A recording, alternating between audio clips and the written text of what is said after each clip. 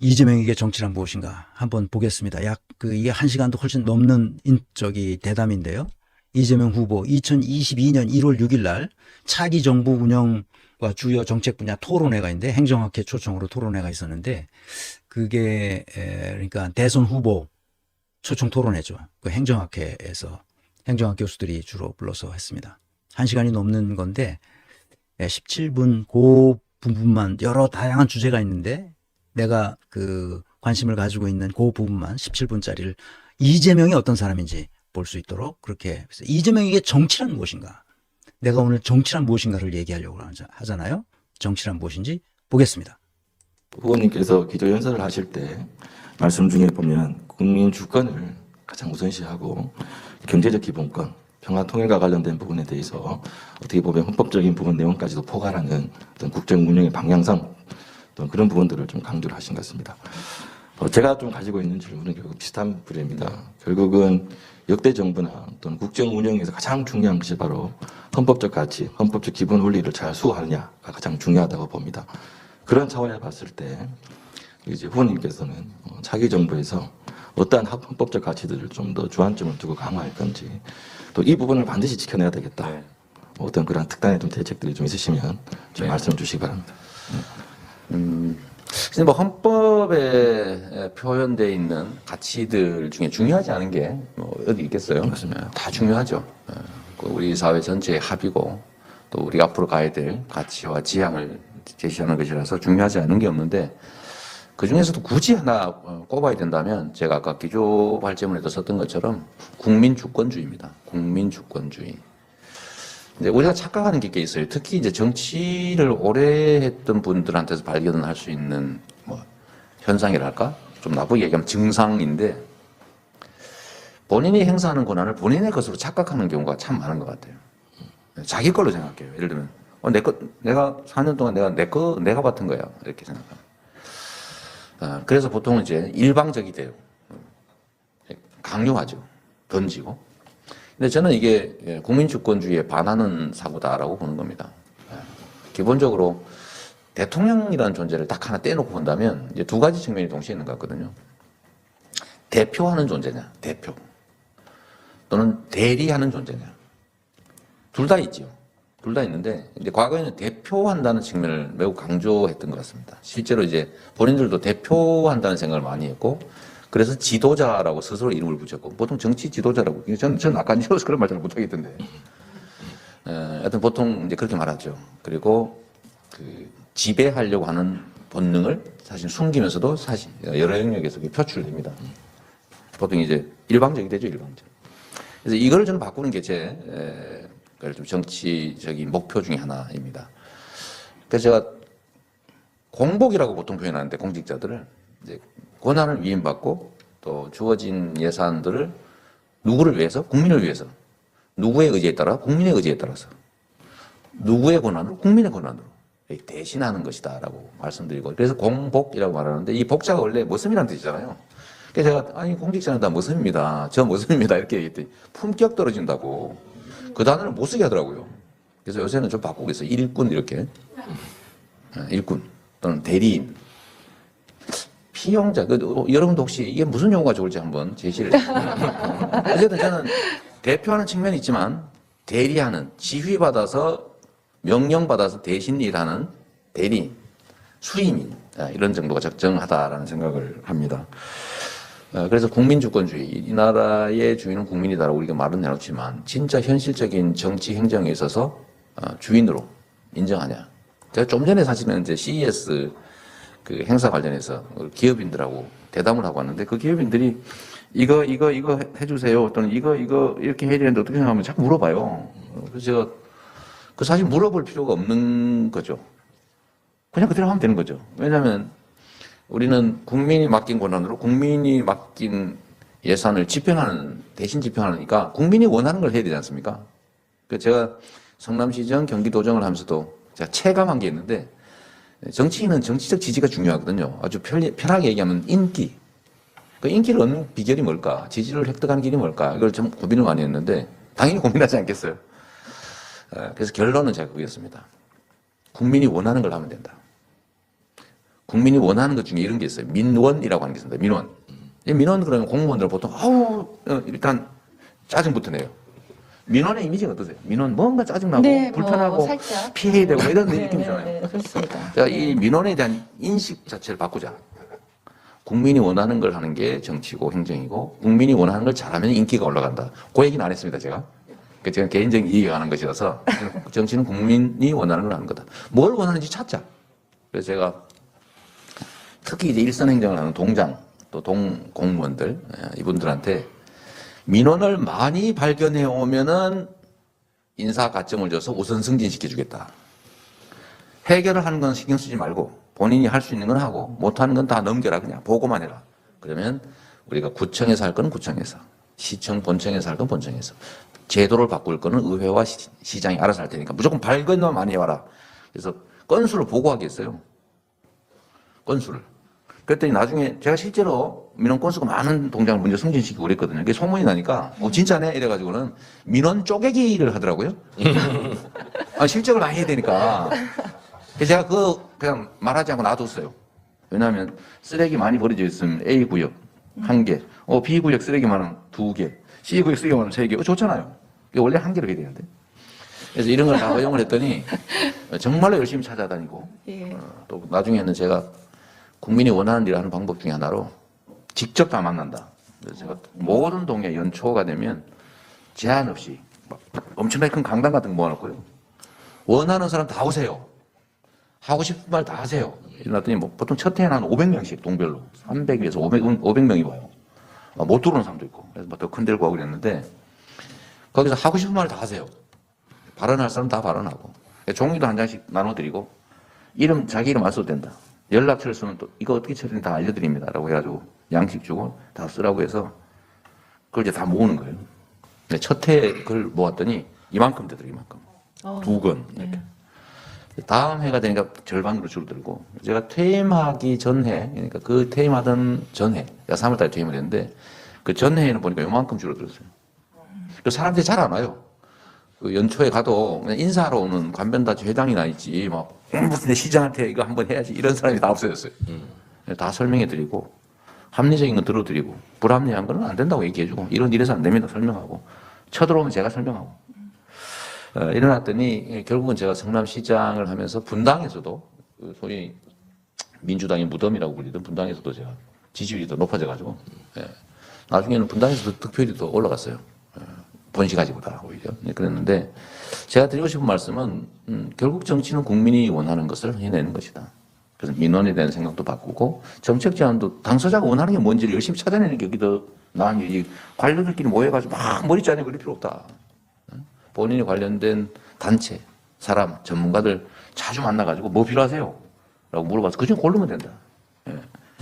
저는 이래서 국민 주권이라고 하는 것을 실천해 나가는 게 정말로 중요하겠다는 생각이고요. 그러다 보면 자신을 왕이나 지배자로 여기는 생각도 좀 많이 사라질 것 같아요. 근데 진짜 그렇게 생각하는 사람 많거든요. 그래서 그러지 않는 국민이 언제나 이 나라의 주인이고 모든 정치 권력은 국민의 이익을 위해서 봉사해야 되고 국가를 위해서 국민이 존재하는 게 아니라 국민이 곧 국가다. 국민을 위해서 국가가 존재한다라고 좀 바꾸는 게 중요하다고 생각하고요. 하나만 더 붙이면 말 많이 해야 된다 그러니까 제가 이 말 고픈 사람이에요. 네, 그러십시오. 지금 전 국민이 보고 있습니다. 네. 네, 그 중에 제가 이런 것도 있습니다. 우리가 이제 헌법에서 이제 국민의 기본권이라고 하는 걸 이렇게 나열식으로 쭉 정리해놨잖아요. 저도 이제 법률을 공부한 사람이니까 이제 헌법 가치에 대해서 관심도 많고 생각도 자주 하게 됩니다.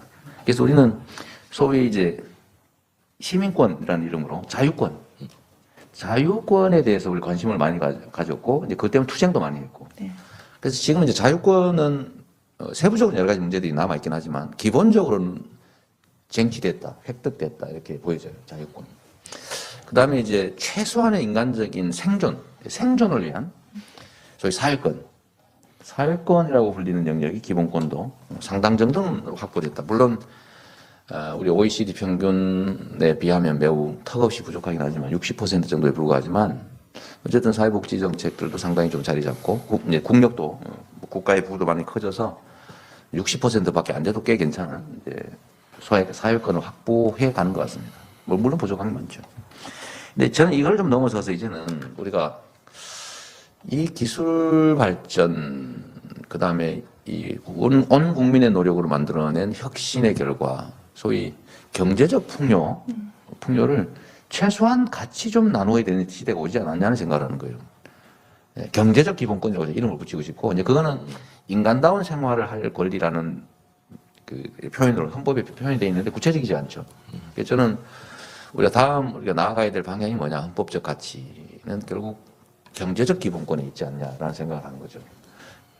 경제적 풍요라고 하는 게 사실은 특정인들의 노력도 있지만, 특정 기업의 노력도 있지만, 결국 우리 사회가 가지고 있는 기술, 문화, 역량의 총체 아니겠어요, 그죠? 그 결과물이지 않습니까? 그래서 그 중에 일부는 우리가 최소한 같이 나누자, 같이 누리자 이렇게 생각하고, 그 중에 하나가 저는 이제 미래에 대해서도 우리가 일자리가 줄어들고 인공지능 로봇들이 활동하는 대부분의 생산에서의 기여를 인공지능과 로봇이 하는 그런 시대가 점점 다가오고 있지 않습니까? 지금도 생산 총량에서 노동이 차지하는 비중이 급격하게 줄어들고 있죠.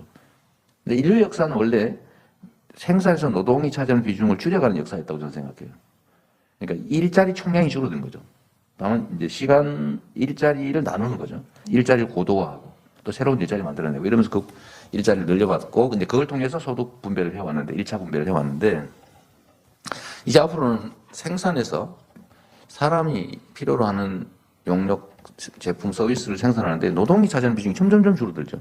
이름은 그럴듯하죠. 노동 생산성이 올라가는 건데 비중이 작아지니까 이제 노동으로 소득을 획득하고 이제 그걸로 생활하고 소비를 유지하는 게 쉽지 않은 상황이 됐죠. 수요를 유지하는 게.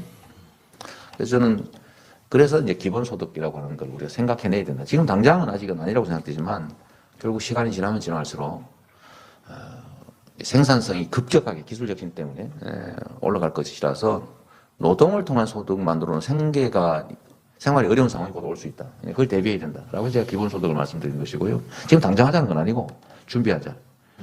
대동법 그 합리적인 제도를 정착한 데 100년 걸렸잖아요. 아니 농지를 가진 만큼 세금을 내자, 공평하게. 그게 너무 당연한데 가난한 사람 더 많이 내는 그 조세제도 바꾸자는 그 너무 당연한 걸 100년 걸려서 했다는 거예요. 네. 그게 기득권이죠. 또 의료보험도 지금 박정희 시대에 만든 건데 이제 40년 돼가면서 정말 세계 최고의 의료보험 체제가 됐지 않습니까? 그런 것처럼 좀 미래를 좀 준비해야 되겠다고 하고요. 자, 시간이 있다니까 한 말씀만 좀 더 드리면, 생산의 방식 중에서 보통은 생산량이 늘면 인간이 필요로 하는 것들, 용역이든 제품을 만들어내면 거기 생산에 노동이 투여이 되지 않습니까? 그 노동 투여한 것도 소득이 분배가 되잖아요. 그래서 그게 이제 소비 수요를 만들어서 다시 또 생산을 유발하고 이 선순환을 해왔는데, 지금 극단적으로 예를 들면요, 글로벌 디지털 기업들 이게 지금 경제에 차지하는 비중이 급속히 늘어나지 않습니까? 그렇죠. 그런데 어떤 기업이라고 제가 말하긴 그런데 하여튼 여러분 상상만 해보면 금방 알 수 있습니다. 사용자가 폭발적으로 늘어나도, 즉 매출이 폭발적으로 늘어나도 고용이 거의 늘어나지 않고 인터넷 서버만 늘리면 되는 기업들이 많아졌습니다. 지금 그렇잖아요. 무슨 튜브 이런 거. 아니, 많은 사람이 막 쓰는데 고용이 늘어나지 않습니다. 그냥 서버만 늘리면 돼요. 그리고 그에 따른 그 매출이 거의 대부분 이익이 되는. 그러니까 이게 수학 체감이 아니고 수학 체증의 법칙이 작동하는 거예요. 그러니까 이게 한계 생산비가 점점 제로에 수렴하는 그런, 옛날에 한계 생산비가 늘어나지 않습니까? 일정 규모를 지난 거죠. 그게 우리가 배운 경제인데 이게 반대가 돼버린 거예요. 한계 생산비가 제로에 수렴하는, 추가 생산비가 0에 수렴하는, 매출이 전액 이윤이 되는 그런 기업들이 이 기업 전체의 비중이 점점 높아간다. 그 얘기는 뭐냐면 결국은 시중에 분배되는 소득이 상대적으로 완전히 줄어든다. 그럼 어떻게 되냐? 시장이 사라질 수 있다. 그래서 제가 그 생각을 하는 거죠. 왜 빌 게이츠라고 하는, 또는 마크 저커버그, 유명하지 않습니까? 또 일론 머스크, 세계에서 제일 유명한 3대 기업일 텐데, 뭐 이 사람들 말고도 수없이 많은 성공한 디지털 기업의 CEO들이 기본소득을 하자고 주장을 해요. 이 세 사람의 공통점이 기본소득 주창론자입니다. 왜 그럴까? 그걸 한번 생각해 볼 필요가 있어요. 자본주의 시장경제의 총아들이죠. 이 총아들이 왜 기본소득을 주장할까? 착해서? 글쎄요. 그건 한번 생각해 보십시오. 그 사람들이 이유를 말한 걸 제가 본 일이 없어서 잘 모르겠는데 저는 추측하는 바가 있죠. 그러지 않으면 자본주의 체제 자체가 붕괴할 위험이 있다. 시장이 축소돼서 결국은 기업 활동을 할 수 없는 상황이 올 거다. 인 것 같아요. 그래서 기본소득 저는 시간이 걸리더라도 또 뭐 일부에서 포퓰리즘이나 너 표어들라고 그러지 뭐 이런 소리 하지만 그런 한계를 좀 넘어서서 초보적이라도 단계적으로 순차적으로 좀 해나가면 좋겠다는 게 제 생각이고요. 기본주택은 뭐 이미 여러분들이 알고 계신데 시장은 아까 말씀하신 시장은 다양해야 되거든요. 다양해야 되는데 너무 단순화하는 경향이 있어요. 우리 사회 제일 큰 문제가 그겁니다. 흑백 논리에 빠져 있어요. 진영 논리. 우리 편은 다 그렇고, 아니 다 용서되고 저쪽 편은 다 나빠. 좋은 것도 나빠. 좋은 것도 하면 안 돼. 이런 생각이 있지 않습니까? 그래서 이런 좀 극단적인 좀 진영 논리를 좀 벗어나서 좀 다양성이 존중되는 사회가 돼야 되고요. 상품도 좀 다양화돼야 되는데 주택도 저는 마찬가지라고 보는 거예요. 주택이 어떻게 시장에서 사거나 임대하는 거 말고는 선택의 여지가 없습니다. 그리고 공공주택이 비중이 많은데 이 공공주택도 다른 나라는 좀 한 20%, 뭐 한 60, 70%이기 때문에 우리나라는 5%잖아요. 선택할 수 없어요. 이 선택의 폭을 넓혀주자. 집을 사는 건 나중에 돈 벌어서 살더라도 그 이전 단계도 좀 공공에서 중산층도 살 수 있는 그런 품질 좋은 또 낮은 가격에 주택을 공급하자. 선택할 수 있게. 이게 기본주택이고요. 기본금융은 그냥 단순하게 이렇습니다. 발권력은 국가 권력에서 나오는 것이고 이제는 신용 발권력에 관한 신용 이익도 국민의 것이죠. 그런데 우리나라는 돈 많이 벌고 재산 많고 사회 경력 많은 사람만 장기, 저리, 고액 대출의 기회를 누립니다. 가난한 사람은 완전 배제되죠. 사채업자한테 뭐 몇천 프로씩 주거나 뭐 장기 기증 서약하거나 이렇게 하지 않으면 금융을 이용할 수가 없어요. 그래서 역시 최소한의 금융 이익을 모든 국민이 누릴 기회를 주자. 대부 업체들이 담보 재산 수익 없는 사람한테 빌려주는 금액이 평균 900만 원대더라고요. 그건 전화도 어디서 못하지 않습니까? 독촉하면 처벌돼요. 그런데도 95%가 갚습니다. 20%씩 이자를 내면서. 근데 그 사람들한테 한 번의 기회를 주자. 도덕적 해이가 없는 1,000만 원 이내의 돈을 장기 저리로 한 3% 정도. 시중금리가 조금 높아야 돼요. 왜냐하면 여기서 빌려가 저축하면 안 되니까. 네, 이런 기회를 주자는 게 기본금융이고 그게 결국은 이제 배제금융에 따른 금융의 비효율을 좀 이렇게 완화하고 효율성을 높일 거다라고 해서 하는 얘기인데 얘기가 좀 길어서 죄송합니다만 여튼 매우 중요한 이걸 포함한 경제적 기본권을 확보하는 것도 우리가 앞으로 해야 될 일이다. 네. 아주 중요한 얘기를 했는데, 뭐, 다른 얘기 하시느라고, 여기다 채팅창에 뭘 쓰느라고 다 잘 못 들으신 것 같아요. 사람들이. 그래서 제가 한번 다시 정리할 텐데, 플러스님, 네, 타 방송 도배는 예의가 아닙니다. 내가 다른 방송 가서 도배하면 좋겠어요? 네, 감사합니다. 이 도배하시는 분이 있어요? 네. 똑같은 얘기를 계속 반복해서 쓰는 사람이 가끔 있습니다. 그 다음에 이태숙님, 네, 감사합니다. 이모티콘 감사합니다. 네. 제가 말씀드리고 싶은 것은 이재명이 생각하는 정치란 무엇인가 하는 건데요. 이게 이제 질문을 했어요. 영남대학교 교수가 헌법적 가치에 어떤 가치에 중점을 두느냐 이거 물어봤잖아요. 이게 길게 대답을 했습니다.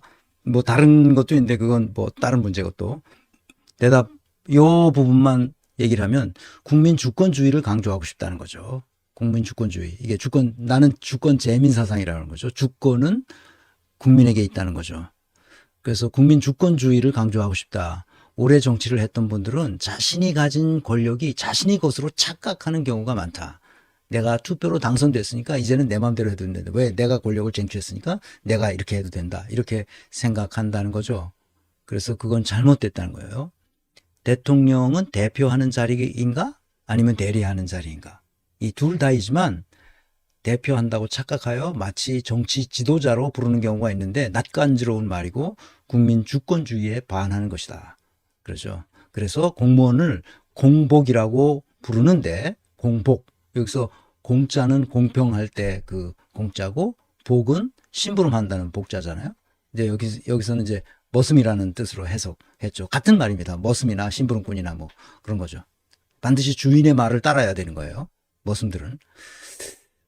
머슴은 그 노비하고 다르죠. 신분이 완전히 그 독립된 자영업자나 똑같은 거예요. 그래서 주인이 있고 이 심부름꾼이에요. 그러니까 주인의 집에서 일을 해주고 나중에 가을이 되면 그 추수한 것에서 세경을 받는 그런 거죠.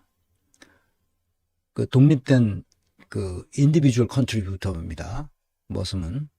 그래서 품격 떨어진다고 머슴이라 말을 하지 말라고 그런 말을 들었어. 그걸 안 쓰고 일꾼이라는 용어를 쓰고 있는데 더 좋은 용어가 있는지 묻고 그랬습니다. 그래서 참석자들이 웃고 그랬죠.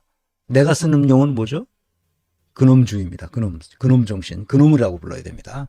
이재명 그놈, 윤석열 그놈, 뭐 다 그놈이라고 부르면 됩니다. 그래서 그놈이 굉장히 중요한 말이기 때문에 제가 계속 강조합니다. 민원 처리에 대한 관점을 얘기했죠. 적극적으로 민원을 발굴해서 민원을 적극적으로 해결해 줘라. 그 얘기예요. 처음에는 뭐 몇백 명씩 와서 이렇게 하던 것을 민원을 적극적으로 발굴해서 그 동장들이 각 동에서 나오는 민원들을 사전에 발굴해 가지고 해결해 주니까 나중에 민원이 그만큼밖에 안 됐다. 그런 얘기죠. 경제적 기본권을 반드시 갖춰야 된다. 인간다운 생활을 할 권리가 헌법적 권리로 있는데 사람들이 그것을 자기 권리라고 생각하지 않는다는 거죠. 이게 큰 문제라는 거예요. 그래서 특히 앞으로 이제 기술 혁신이 계속적으로 일어나고 특히 IT 기업들 같은 경우는 매출이 아무리 늘어도 일자리는 늘어나지 않죠. 아까 얘기했던 게 그 유튜브 얘기입니다. 이거는 쓰는 사람이 엄청 많아져도 사실은 거의 노동자가 늘어나지 않는 거예요. 유튜브에. 왜 노동자가 늘어나지 않아요? 서버만 늘리면 되거든. 똑같은 전국, 전 세계 어디서나 똑같은 포맷으로 이거 사용되고 있으니까요. 그래서 빌 게이츠나 마크 주커버그나 일론 머스크 같은 초부자들이 기본소득을 주장하는 이유는 결국 자본주의 시스템이 붕괴하지 않도록 하기 위해서는 기본소득이 필요하다. 지금 이런 주장을 하고 있다는 거 아니에요? 나도 이런 소리를 들었는데 그 아주 당연한 거죠. 자본주의 시스템이 계속 굴러갈 수 있으려면 소비가 진작되어야 되는데 소득이 없으면 소비가 진작되지 않잖아요. 그래서 이렇게 내수 경제가 무너지고 있는 거야. 그러니까 25만 원이라도 지금 빨리 돌려서 내수 기반을 좀 살아나게 하자. 지금 그러고 있는 거죠. 근데 그 윤석열은 그게 무슨 소리인지 못 알아듣는 거죠. 물가 어쩌고 저쩌고 개소리입니다. 다. 기본소득은 포퓰리즘이 아니라 국민 주권주의 사상을 실현하는 권리라는 거예요. 그건 국민이 주권자가 가지고 있는 당연한 권리라는 거예요. 기본소득은 포퓰리즘이 아니라 나아가 기본금융, 기본주택까지 이것은 국민으로서 국가로부터 반드시 받아야 할 권리라는 거예요. 이거는 국가가 주는 혜택이 아니라는 거예요. 복지가 아니라는 거예요. 이거는. 플러스님, 사람의 일자리를 대신하는 AI와 기계가 빵을 만들면 소비자가 있어야 합니다. 소비자가 없으면 기업도 망해서 이재명의 지역화폐 기본소득을 해야 합니다. 아주 딱 맞는 말씀이에요. 그러니까 이재명이 얘기하는 이 모든 이야기들은 기본적으로 굉장히 인간 중심주의가 깔려 있고 그 질서 자유주의적인 생각이 다 깔려 있어요. 사회적 시장 경제 그거 그대로예요. 독일의 2차 대전 후에 독일의 경제학자들이 생각했던 바로 그 얘기를 이제서야 하는 거예요. 이게 70년이 지나서 이제 그걸 하고 있는 거야. 경제학자도 아닌 정치가. 정치에서 이런 얘기가 나온다는 건 너무 그 고마운 얘기죠. 진짜. 그래서 어떻게 발전하고 있느냐, 세상은 어떻게 바뀌고 있느냐, 이렇게 바뀌고 있어요.